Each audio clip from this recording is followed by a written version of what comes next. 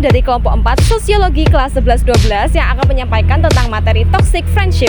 Sebelumnya, tak kenal maka tak sayang, perkenalkan nama saya Revalina Calista dari nomor absen 29 dan di samping saya ada teman saya. Saya Wahyu Widya Lestari dari absen 35. Saya Marsha Nurapsari dari absen 17. Nah teman-teman, pastinya di sini banyak banget yang belum tahu mengenai apa sih itu toxic friendship. Toxic friendship itu bisa dibilang juga dengan cara atau siklus pertemanan yang kurang sehat dalam lingkungan sehari-hari. Nah, kira-kira teman-teman pasti penasaran kan apa aja ciri-ciri toxic relationship dan bagaimana pencegahannya? Kalau begitu, cus ikut kita. Waktunya ya. Nah, teman-teman, sebelum memasuki ke setiap segmen dari toxic friendship, di sini aku mau menjelaskan tentang pengertian toxic friendship secara umum. Sebelumnya adanya toxic friendship, kita juga mengenal suatu toxic behavior. Toxic behavior itu adalah suatu kebiasaan yang buruk atau toxic yang dinormalisasikan. Jadi itu kebiasaan buruk tapi dinormalisasikan pada suatu pertemanan atau suatu lingkungan. Nah, toxic behavior itu sangat banyak sekali. Contohnya menormalisasikan menggunjing orang, merendahkan orang, bahkan merendahkan dirinya sendiri loh teman-teman. Nah, terus lantas apa hubungannya dengan toxic friendship? Nah, hubungannya dengan toxic friendship adalah dimana jika sesuatu orang ada yang memiliki toxic behavior, maka dia juga pastinya akan memiliki toxic friendship. Nah, toxic friendship itu biasanya dimulai dengan kebiasaan yang sangat tidak boleh diikuti ya teman-teman, seperti mengatain orang, seperti menyudutkan, bahkan menaruh gengsi teman-teman. Nah, gengsi yang aku maksud di sini sesuai dengan berita yang aku terakan dalam postingan sebelumnya.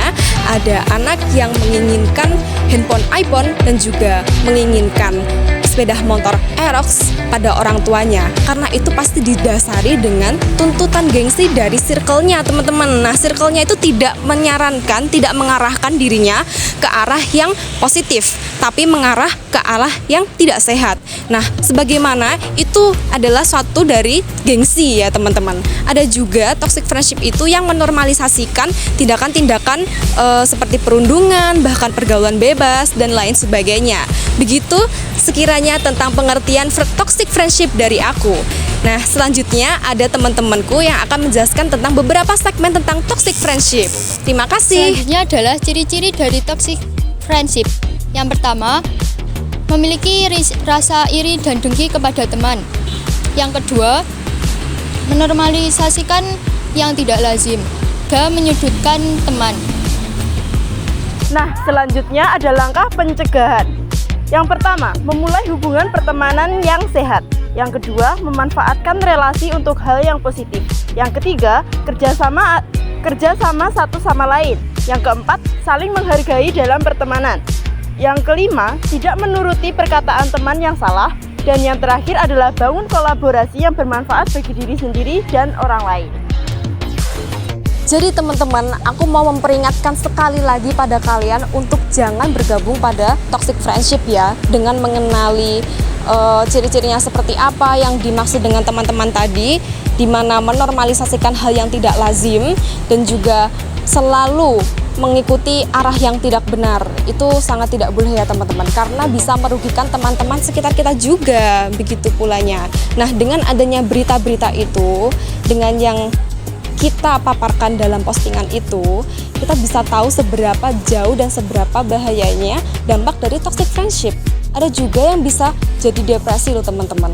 Nah, ada juga orang-orang yang jadi hidupnya tidak jelas dan lebih memilih untuk mengikuti standar lingkungan yang dia tahu, yang dia ketahui, yaitu ya lingkungan pertemanannya yang toksik itu tadi. Nah, lantas tadi aku ngejelasin kok kayak nggak beda tipis gitu ya sama yang namanya bullying.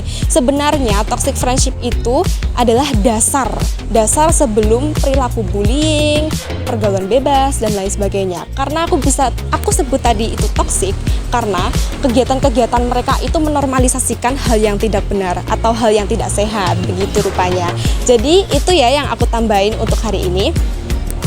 teman-teman, itu dia tadi beberapa penjelasan tentang toxic friendship. Semoga karena adanya video ini teman-teman jadi tahu cara mengenal kalian berada di lingkungan pertemanan yang sehat atau pertemanan yang kurang sehat nih. Jadi kalau sudah tahu cara pencegahannya dan bagaimana melakukannya, tolong diikuti terus ya. Nah, segitu aja video dari kami. Sekian, dan jika kalian lebih ingin tahu tentang toxic friendship itu apa lebih dalam, bisa dicek postingan kami sebelumnya. Dan akhirnya, wassalamualaikum warahmatullahi wabarakatuh.